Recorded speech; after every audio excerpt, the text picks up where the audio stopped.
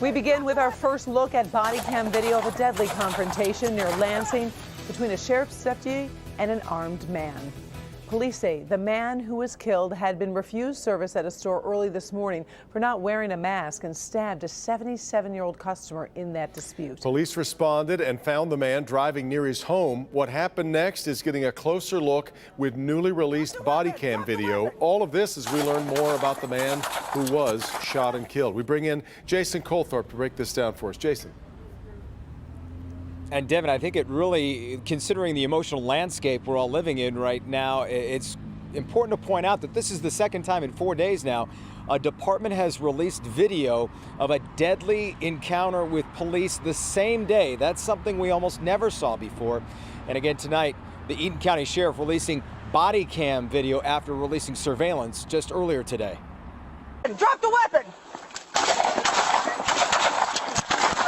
Body cam video from a 22-year veteran of the Eaton County Sheriff's Office captures the encounter as a man charges her. She fires several shots and has to reload and fire again to finally put him down. The victim is 43-year-old state worker Sean Rice, who police say had stabbed a 77-year-old man over a mask dispute minutes earlier at a convenience store.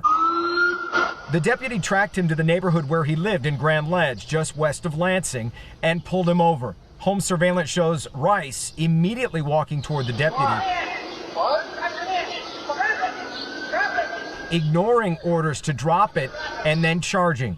A close look at the body cam shows Rice had 2 knives in his right hand and a screwdriver in his left.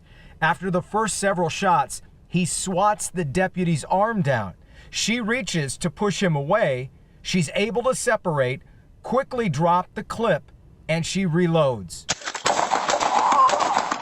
And then fires several more shots, from which Rice finally falls and does not get up.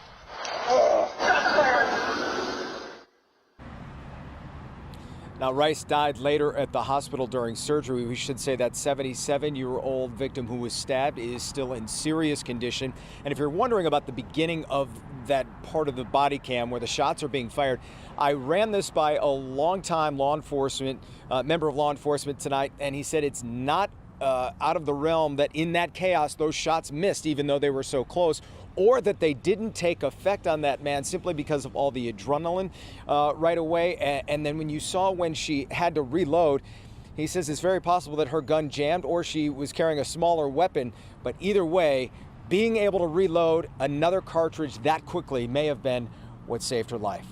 Back to you. It was something to watch. Jason, what did Rice do for the state? Do we know that?